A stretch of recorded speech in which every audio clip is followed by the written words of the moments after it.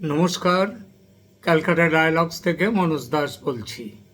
এফসিআরএ বা foreign contribution regulation অ্যাক্টের সংশোধনী বিলটি সংসদে পাশ করানো থেকে পিছিয়ে এসেছে নরেন্দ্র মোদীর সরকার। এ খবর আপনারা পেয়ে গেছেন ইতিমধ্যে। কেন পিছিয়ে এলো সরকার, এই নিয়ে নানান মুনি নানান মত দিতে শুরুও করে গেছেন ইতিমধ্যে। এমনকি সাধারণভাবে বিজেপির রাজনীতির সমর্থক হিসেবে যাদের পরিচিতি আছে বাজারে, বেশ কিছু ইউটিউবার, তারা পর্যন্ত সরকারের এই পিছিয়ে আসাকে দুর্বলতার লক্ষণ বা সরকার ভয় পেয়েছে বা আমেরিকার চাপের কাছে নতি স্বীকার ইত্যাদি নানান অভিধায় ভূষিত করা শুরু করেছেন দেখছি। আর যারা মোদী সরকারের বিরোধী, তারা তো সরকারের এই পিছিয়ে আসাকে নিজেদের বিরাট রাজনৈতিক জয় বলতে শুরু করে দিয়েছে। কিন্তু সত্যি কি তাই? মনে রাখতে হবে, দিল্লির এই বিজেপি সরকার কিন্তু এই মুহূর্তে নিজেদের জোরে সংখ্যাগরিষ্ঠ নয়। তাকে নির্ভর করতে হয় সঙ্গীদের ওপর। সেই সঙ্গীদের অনেকেরই আবার নতুন এফসিআরএ সংশোধনীর ব্যাপারে তীব্র বিরোধিতা আছে।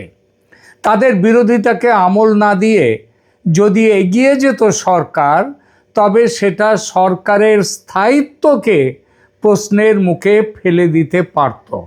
সবচেয়ে বড় অসুবিধে তৈরি করতে পারত ডিলিমিটেশন নিয়ে সরকারের পরিকল্পনায়, যেটা করতে গেলে সংসদে সিম্পল মেজরিটি নয়, 2/3 মেজরিটি দরকার হবে।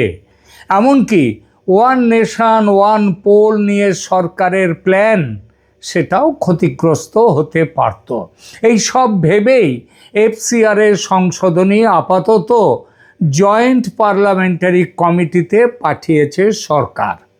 আর এই পাঠানোকে অনেকে বলছেন হিমঘরে ঠেলে ফেলে দেয়া। কিন্তু এটা তো বাহ্য। প্রশ্নটা হলো, যারা এফসিআরএর সংশোধনীর আপাত মৃত্যু নিয়ে হাউতাশ করে ক্লান্ত, তাদের যদি বলা যায় আপনাদের এত দুশ্চিন্তার কারণ কি, একটু বুঝিয়ে বলুন দেখি। তাদের কতজনের এই আইন নিয়ে সাধারণ জ্ঞানটুকু আছে বোঝা যাবে না। আমি নিজে মনে করি এফসিআরএ নিয়ে সরকারের পেশ করা বিলটি একটি রাজনৈতিক চাল। এটা কিন্তু সরকার প্রথম থেকেই এটা পাশ করানোর ব্যাপারে দৃঢ় প্রতিজ্ঞ নয়। এটা ট্যাকটিক্যাল মুভ। সরকারের আসল উদ্দেশ্য ডিলিমিটেশনের এবং তারপর ওয়ান নেশন ওয়ান পোল, এফসিআরএ দিয়ে চাপ তৈরি করে এই গুরুত্বপূর্ণ বিলগুলোকে পাশ করিয়ে নেয়া। কেন বলছি একথা?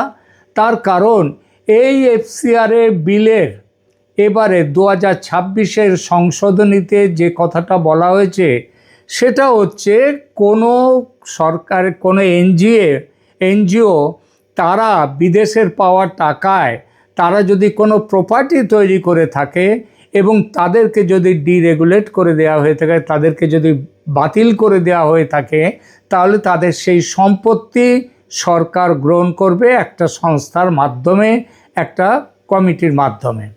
তো এই যে ব্যাপারটা, এটা ছাড়া এখানকার আর বড় কোনো বিষয় নেই। জানি এই ব্যাখ্যা অনেকের পছন্দ হবে না, তাই এফসিআরএ আইন বর্তমানে কোথায় দাঁড়িয়ে আছে সেটা নিয়ে দু চার কথা বলি। তারপর দেখবেন এই সংশোধনী না আসায় দেশ এই মুহূর্তে শেষ হয়ে যাচ্ছে কিনা, কিংবা কতটা ক্ষতি হলো দেশের।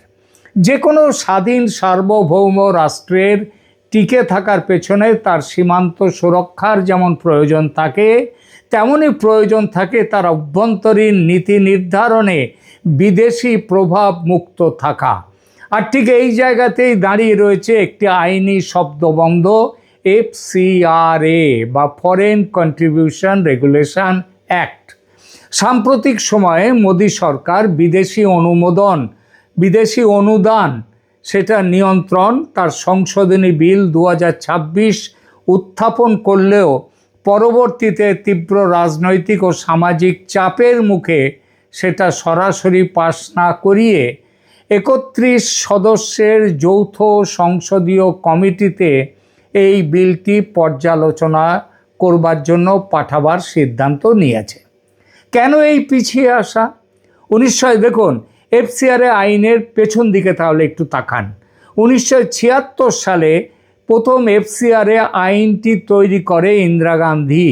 তার সময়ে যে আইন তৈরি হয়েছিল, আজ 2026 সালে দাঁড়িয়ে সেই আইন ভারতের অভ্যন্তরীণ রাজনীতি, নাগরিক সমাজ, ধর্মান্তরকরণ এবং বিদেশি সম্পর্কের ক্ষেত্রে কতটা সংবেদনশীল হয়ে উঠেছে এই এফসিআরএ আইনটা একটু দেখা যাক। আজ এই ভিডিওতে আমরা সহজ ভাষায় আলোচনা করব এফসিআরএর ইতিহাস, রাজনৈতিক দ্বিমুখী অবস্থান, মানে কংগ্রেস এবং বিরোধীরা যে অবস্থান নিয়েছে, 2020-এর কঠিন বাস্তবতা এবং আমেরিকা ও রাশিয়ার মতো দেশে বিদেশি ফান্ড নিয়ন্ত্রণের ধরন কেমন সেই ব্যাপারটা। এফসিআরএ আইনের মূল সলতেটা পেকেছিল, আগেই বলেছি, আজ থেকে 50 বছর আগে 1976 সালে ইন্দিরা গান্ধীর জরুরি অবস্থার সময়।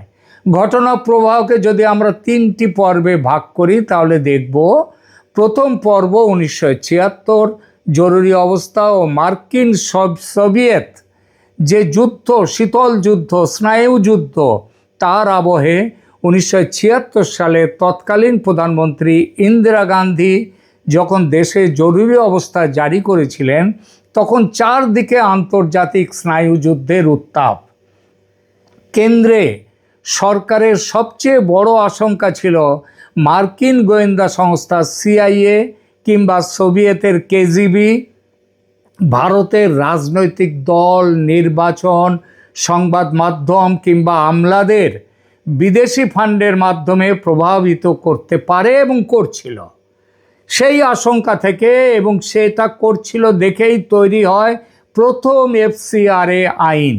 উদ্দেশ্য ছিল স্পষ্ট, ভারতের অভ্যন্তরীণ রাজনীতি ও নির্বাচনকে বিদেশি ফান্ডের হাত থেকে পুরোপুরি মুক্ত রাখা। তার মানে 76-এ ইন্দিরা গান্ধীর আইনটা প্রথম সেই ব্যাপারে। এরপর দ্বিতীয় পর্ব এলো, তারও প্রায় 34 বছর পরে 2010 সালে। তখনও ইউপিএ আমল, মানে কংগ্রেসের, এবং নিয়মের কিঞ্চিত কড়াকড়ি তারা করে। সময়ের সাথে সাথে কাজের ধরন বদলায়। যারা এনজিও তারাও নতুন নতুন পদ্ধতিতে তারা বিপুল পরিমাণ টাকা দেশে নিয়ে আসতে শুরু করে। 2010 সালে ডক্টর মনমোহন সিংয়ের নেতৃত্বে ইউপিএ সরকার আগের আইন বাতিল করে নতুন এফসিআরএ আইন নিয়ে আসে। এবার যুক্ত হলো এনজিওদের বিদেশি অর্থ পেতে গেলে কেন্দ্রীয় স্বরাষ্ট্র মন্ত্রক থেকে নিবন্ধন, তাদের রেজিস্ট্রেশন নেওয়াটা বাধ্যতামূলক এবং এই লাইসেন্সের মেয়াদ হবে 5 বছর। প্রতি 5 বছর অন্তর এটি রিনিউ করতে হবে। এবং তৃতীয় পর্ব এলো তারপর 2020 সালে।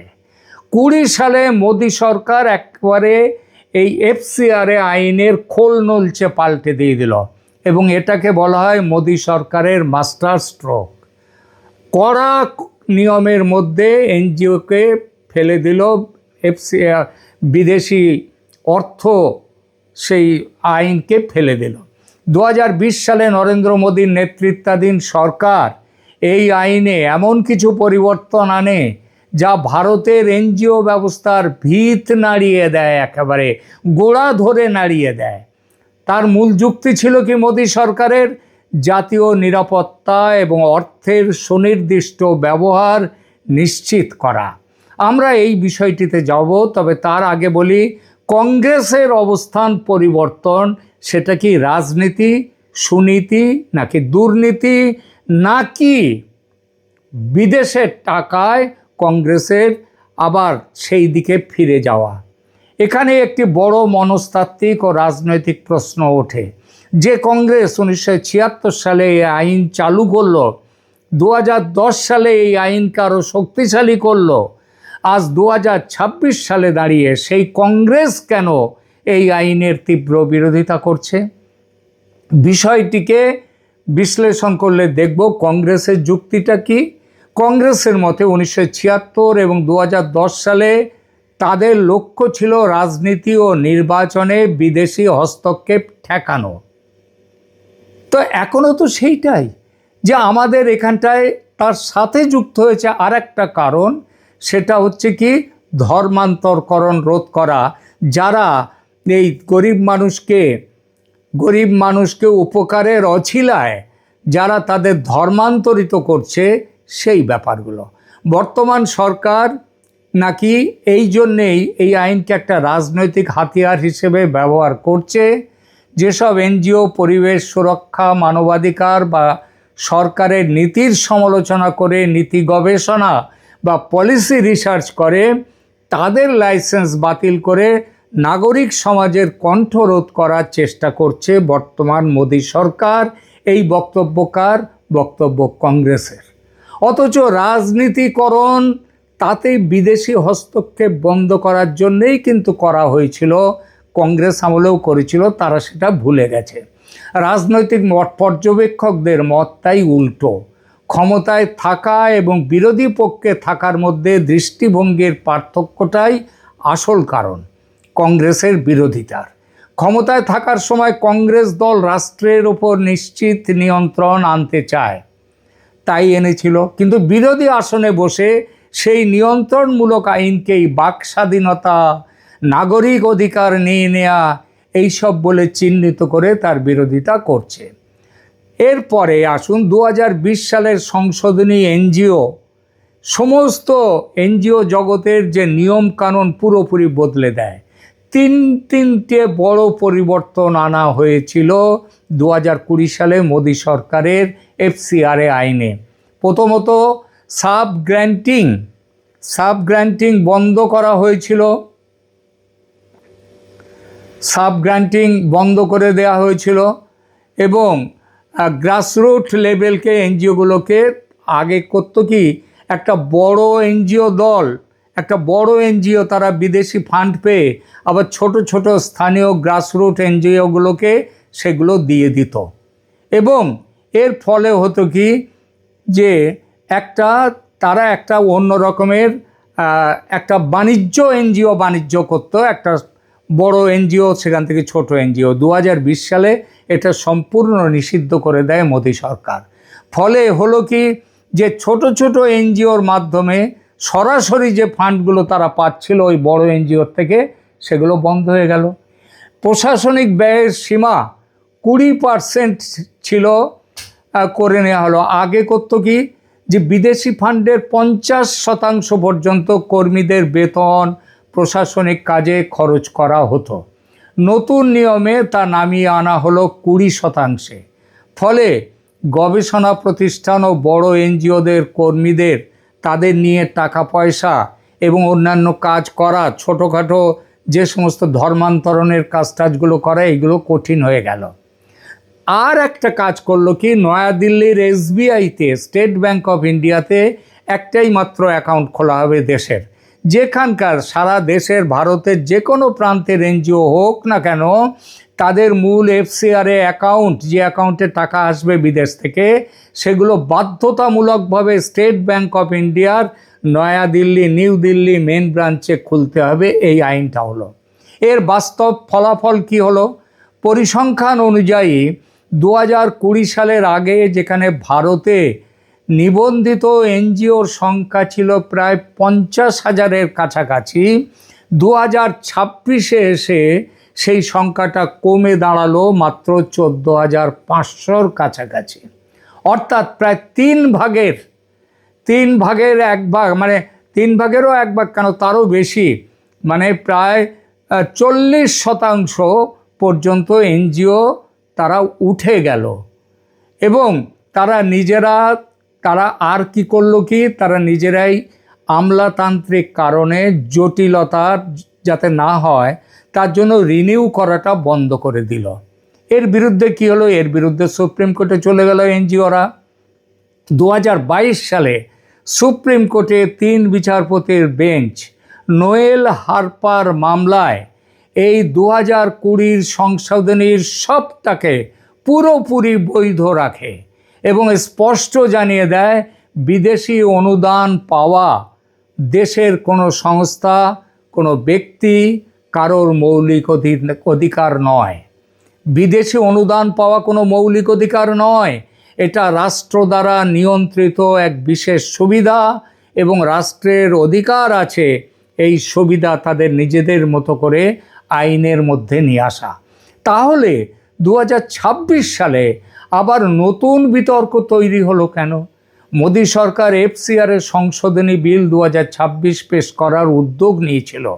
প্রস্তাবিত বিলে একটি বিতর্কিত ধারা, যেটা অনেকের কাছে বিতর্কিত লেগেছে, সেটা কি, যদি কোনো এনজিওর লাইসেন্স বাতিল বা মেয়াদ উত্তীর্ণ হয় তবে সেই এনজিওর সমস্ত সম্পত্তি ও তহবিল সরকার গঠিত একটি ডেজিগনেটেড অথরিটি বা নির্দিষ্ট কর্তৃপক্ষের অধীনে চলে যাবে।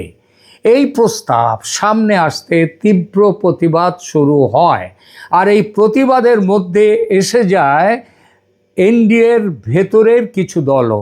যেমন উত্তর পূর্ব ভারতের প্রতিক্রিয়ার কথাটা বলি। মিজোরাম, নাগাল্যান্ড, মেঘালয়ের খ্রিস্টান দাতব্য সংস্থা এবং আঞ্চলিক জোট সঙ্গীরা যেমন নিফিউ, রিও, লালদোহামা কেন্দ্রের ওপর চরম চাপ সৃষ্টি করে। রাজনৈতিক ভারসাম্য রক্ষা এনডিএ জোটের সহযোগী মুখ্যমন্ত্রীরা বিরোধিতা করায় এবং সংসদে বিরোধীরা একজোট হওয়ায় কেন্দ্র বুঝতে পারে এই মুহূর্তে বিলটি গায়ের জোরে পাশ করানো রাজনৈতিকভাবে ঝুঁকিপূর্ণ। আর ফলাফল কী হলো? সরকার তাই নমনীয় অবস্থান নিয়ে বিলটি 31 সদস্যের যৌথ সংসদীয় কমিটিতে পর্যালোচনার জন্য পাঠিয়ে দিল। এই হচ্ছে এখনকার অবস্থা। আচ্ছা, এইবার আমরা একটু দেখি অন্যান্য বড় গণতান্ত্রিক বা শক্তিশালী রাষ্ট্রগুলো কিভাবে বিদেশি অর্থ নিয়ন্ত্রণ করে। খুব সংক্ষেপে যদি আমেরিকা ও রাশিয়ার দিকে তাকাই তাহলে কি দেখব? আমেরিকায় এই আইনের নাম আছে ফারা। ফারা মানে ফরেন এজেন্টস রেজিস্ট্রেশন অ্যাক্ট। কবেকার আইন? 1938 সালের আইন। আমেরিকা এনজিওদের বিদেশি ফান্ড নিতে সরাসরি আটকায় না, কিন্তু একটা নিয়ম করে বাঁধন দিয়েছে। যদি কোনো ব্যক্তি বা সংস্থা কোনো বিদেশি সরকারের নির্দেশ বা স্বার্থে আমেরিকায় লবিং বা নীতি নির্ধারণে প্রভাব ফেলার কাজ করে, তবে তাকে ফরেন এজেন্ট হিসেবে প্রকাশ্যে রেজিস্ট্রেশন করতে হবে। আপনাদের মনে আছে ট্রাম্পকে সাহায্যের জন্য প্রশ্ন উঠেছিল যে রাশিয়া টাকা দিয়েছে ট্রাম্পকে। তো এই যে ব্যাপারটা, এগুলো যাতে মার্কে আটকায়নি, কিন্তু মার্কিন জনগণ যাতে জানতে পারে যে এই প্রচারের পেছনে কার টাকা রয়েছে সেটা, অর্থাৎ এক দিক দিয়ে টাকার উৎস এবং টাকার কারণটাও তাদের পরিষ্কার বলতে হবে। রাশিয়ার ক্ষেত্রে তাকান, রাশিয়ার অবস্থান এখানে ওদের যেটা আছে তার নাম foreign agent and undesirable organisations law. রাশিয়ার অবস্থান অত্যন্ত কঠোর। সেখানে বিদেশ থেকে সামান্য অর্থ বা রাজনৈতিক প্রভাব পেলেই সেই এনজিও বা ব্যক্তিকে সরাসরি ফরেন এজেন্ট হিসেবে দাগিয়ে দেওয়া হবে এবং তাদের সমস্ত সামাজিক যোগাযোগ মাধ্যম ও প্রকাশনায় বড় করে ডিসক্লেমার দেয়া বাধ্যতামূলক। এমনকি রাষ্ট্রীয় নিরাপত্তার জন্য হুমকি মনে করলে এক রাতের মধ্যেই সেই সংস্থাকে নিষিদ্ধ করে দেয়া যায়। এটা রাশিয়ার নিয়ম। পৃথিবীর সব দেশেই নিয়ম আছে। দেশকে বাঁচানোর জন্য, দেশের সার্বভৌমত্ব রক্ষার জন্য, বিদেশি হস্তক্ষেপ বন্ধ করবার জন্য আইন আছে। ভারতও তাই করেছে। ভারতের এফসিআরএ আইনের এই 50 বছরের যাত্রাপথ আমাদের একটা বড় শিক্ষা দেয়। সার্বভৌমত্ব রক্ষা ও আন্তর্জাতিক চক্রান্ত ঠেকানোর জন্য বিদেশি অর্থের ওপর স্বচ্ছ নজরদারি যেমন রাষ্ট্রের জন্য অপরিহার্য, তেমনি সে কোনোভাবে নিরপেক্ষ গবেষণা, সমাজ কল্যাণ ও প্রান্তিক মানুষের কাছে পৌঁছানো ত্রাণের পথ বন্ধ না করার দিকেও নজর দিতে হবে। তবে যেভাবে সারোগেট ফান্ডিং মানে এক কথা বলে টাকা আসা, সেই টাকাকে অন্য ব্যাপারে সেই টাকা নিয়োগ করা, এটাকে নাম হচ্ছে সারোগেট ফান্ডিং। সেই সারোগেট ফান্ডিং ছড়িয়ে পড়েছে যেভাবে দেশে, যেভাবে দরিদ্র সেবার নামে, সাধারণ মানুষের উন্নতির নামে ধর্মান্তরকরণ ছড়িয়ে পড়েছে দেশে, তাতে সরকারকে যে অতিমাত্রায় সতর্ক হতে হবে সেটা নিয়ে প্রশ্নের অবকাশ নেই। 2020 সালের সংশোধনী এই রাস্তা প্রায় বন্ধ করে দিয়েছে। তার আগে 1976-এর ইন্দিরা গান্ধীর আইন, 2010-এ মনমোহন সিং সরকারের আইন, এগুলো ছিল কসমেটিক চেঞ্জ। আসল আইন 2020-এর সংশোধনী, যেটা নরেন্দ্র মোদী প্রথম আনেন। রাজনৈতিক ও ধর্মীয় কারণে এনজিও তৈরি করার বদমাইশির গোড়া নাড়িয়ে দিয়েছিল মোদী সরকারের আইন। আর 26-এর আইনের মূল হলো বিদেশি অর্থায়নে তৈরি সম্পত্তির তহবিল, সেইগুলো দখল নেওয়ার আইন। সেটা যদি আপাতত স্থগিত হয়, খুব কি ক্ষতি তাতে? তার চেয়ে অনেক বেশি জরুরি হলো ডিলিমিটেশন আর এক দেশ এক ভোট। আর সেইটার দিকে তাকিয়েই নরেন্দ্র মোদী সরকার আপাতত পিছিয়ে এসেছে। 2026-এর সংশোধনী বিলটি আপাতত জেপিসির টেবিলে। সংসদীয় কমিটি কিভাবে জাতীয় নিরাপত্তা ও গণতান্ত্রিক ভারসাম্যের মধ্যে সমন্বয় তৈরি করে সেটাই এখন দেখার। প্রিয় দর্শক, আপনার কি মনে হয়? আপনার মতামত কমেন্ট বক্সে জানান।